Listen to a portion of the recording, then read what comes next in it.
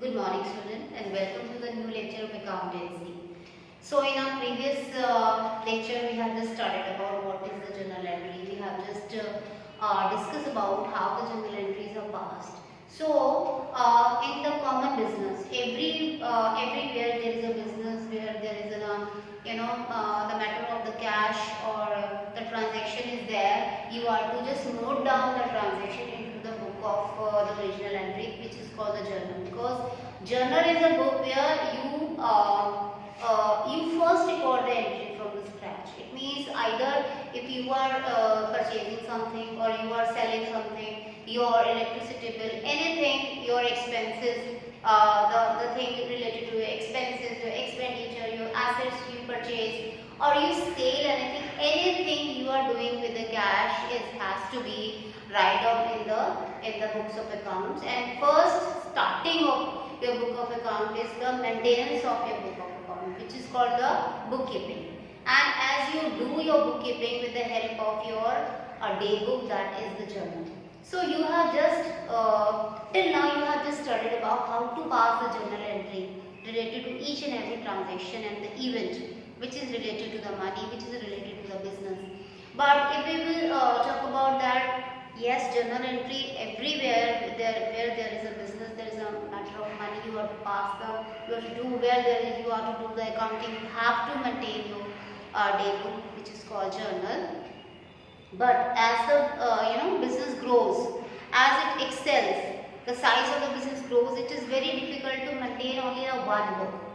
So we just split the journal into some different segment, or which is called the, when we divide the journal or a day book in a small units of book, that is called the subsidiary books. It means subsidiary actually means that it is itself a journal, but it is divided into the own convenience of the business.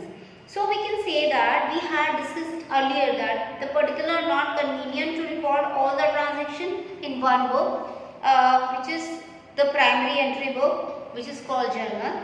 So the journal is divided into the number of subsidiary books. What are these?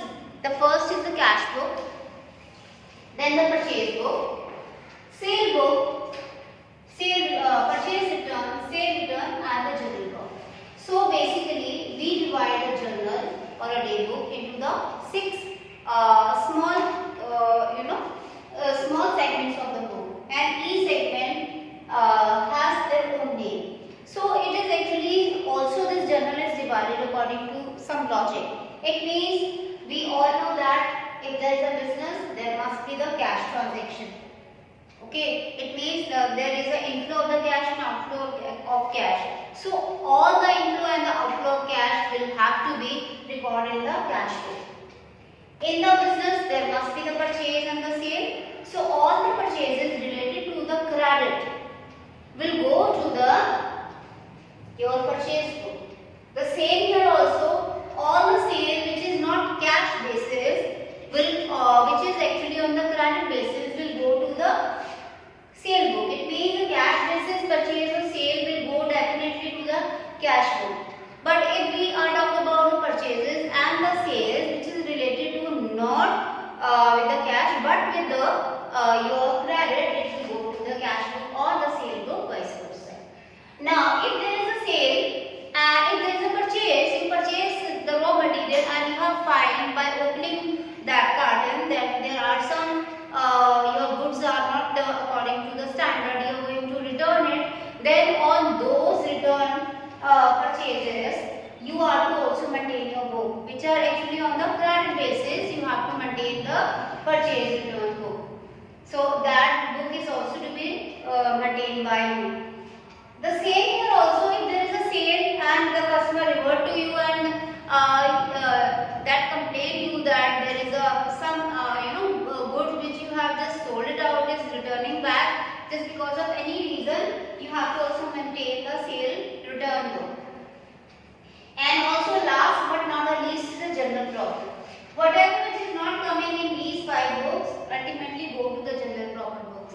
For example, the discount allowed or discount received, or you can say the bad debts, or you can say the entry related to the check in hand. the properly of a cash basis, not the bank basis. So these kind of the entries will actually come to the journal paper. So here we have this is actually the journal or a day book, but we have actually divided the journal into the small segment just for our own convenience. So we can say that what are the we can say the cash book. Cash book is a book of primary entry in which cash and bank transactions are recorded in the chronological order, in the order they happen. Receipts are recorded in the debit side of cash book, while the payment are recorded in the credit side of cash book. Cash transactions are recorded in the cash column and bank transactions are recorded in the bank column. The balance is struck by deducting the total payment from the total receipt to know the cash in hand and the bank balance. So we are actually moving to the cash book with the help of this specimen of the cash account. I just try to tell you and try to elaborate you how you will make the cash book. So here the cash book is just with the help of this specimen. You can see that the cash book has a two basic column. One is the receipt column and the other one is the payment side, the payment column. Okay, so first here it comes here the date, then the particular, the voucher number, ledger volume, amount. Okay, and on the credit side the same, there is a date, then the particular, the voucher number, ledger volume and the amount. So we can say that this is your receipt side. Start with the 2. Anything you are going to write it, you have to be paste the 2 with all the transactions which is coming this side. All your payments which is coming on the credit side, you have to put the by with this. So and also the cash book is always start with your opening balances. It may be start with the opening balances, but it has never have. It has the positive balance, but the cash book has never the negative balance. It means it will not go on a minus. Yes, the bank, if you are maintaining the cash book with the bank column, then bank column has the negative balance, but cash has never a negative balance. It either have some opening balance or it has no balance, but it never has the negative balance. But the bank, if you talk about the bank balance, yes, bank balance either have a positive balance or also have a negative. It means the overdraft. Okay, and we can do it by comparing our credit side, your receipt side and the payment side. We can come with the balances of it. So what are the feature of cash book? Only cash and bank transactions are recorded in the cash book. Cash receipt and check deposit are recorded on the debit side, while cash and check payment are recorded on the credit side. It record only one aspect of the transaction, that is cash. So transaction can be happen on the cash basis as well as the credit basis. But here we are only concerned when we are making the cash book, we are only and only concerned about the cash transaction. Either there is a cash receipt or there is a cash payments. Next, it record only one aspect. Cash and bank transaction are recorded in the cash book in the chronological order, or that is in the order they take place or happen. It means just because of to maintain the chronological order, you are also maintaining the date here. You have to be very much particular about the date. Either you are receiving anything or you are paying anything. The date of the happening of the event must be right in the debit as well as the credit side. It performs a function of both journal and ledger at the same time. Also, the cash book is called the journalized ledger, and the reason is that when the cash book is prepared, it serves just the work of the journal as well as the ledger, because it has the property of the journal as well as ledger. And also, when you maintain the cash book, you need not to maintain the cash account or a bank account in the ledger. So next is your also if we talk about the cash book, the types of cash book, the cash book here of two types. One is a single column cash book and the other one is a double column cash book. In the double column cash book, you have the two column of the amount, that is bank column and the cash column, both in the debit side, also in the credit side. One column of amount is related with the cash and the other column of the amount is related with the bank, and vice versa also for the credit side. Next is that if we talk about some main points, that is the mechanics of the posting from the single column cash book. The posting or debit side of cash book. See, so receipts are recorded on the debit side of the cash book. To complete the process of dual aspect, they are posted to the credit side of the respective ledger account. So it means all the receipts are come on the debit side, and the corresponding entries and the corresponding account will go to the other part of ledger. Next is that is the main points. Important points to be noted, that transaction in which party name is not given is counted as a cash transactions. For example, good purchase or good sold. These transactions are accounted as cash transactions and are recorded in the cash book. For example, we can say with the example like if you can say the goods purchases or goods sold, there is no name, it means it will be the cash purchase. Second, the transaction in which party name is given, that is goods purchase from the Rahul or the goods sold to the Parul, are accounted as a cash your credit transactions and are not recorded in the cash book. So when the name is not given, only the good purchase is sold is given to you, you will take it as a cash transaction, and if the name of the party is given either at the time of the purchase or at the time of the sale, it means you will treat that transaction as a credit transaction. Now, the transaction in which both party name and cash are given, that is good purchased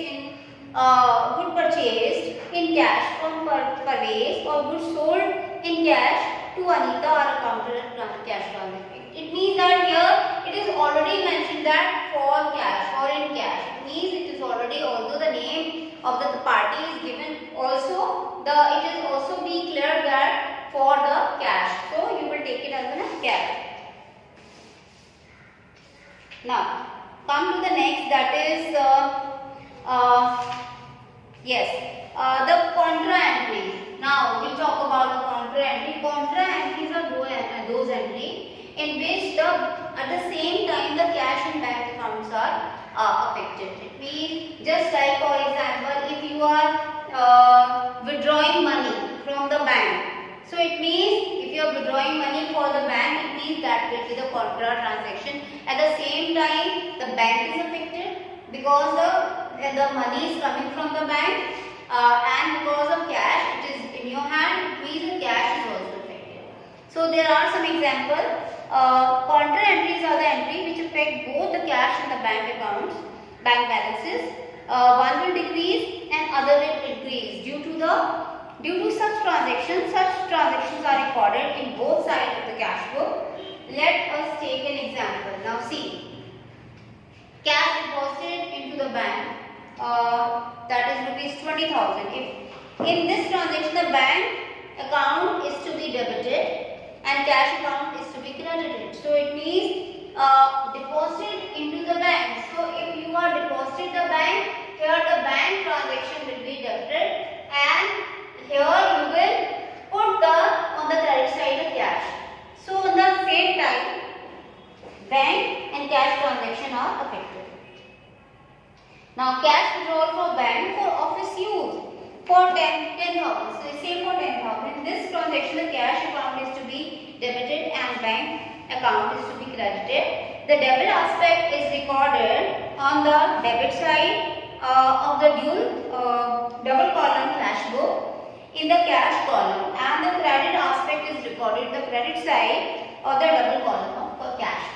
Now next is, if the check deposited in the bank is dishonored, suppose the check is deposited in the bank, means there is a check received by you, it will be coming here. But if the check is dishonored, the vice versa entry will be coming, because you have not yet get the amount. So if the check deposited in the bank is dishonored, the bank does not collect the amount. The uncollected amount is recorded in the bank column on the credit side.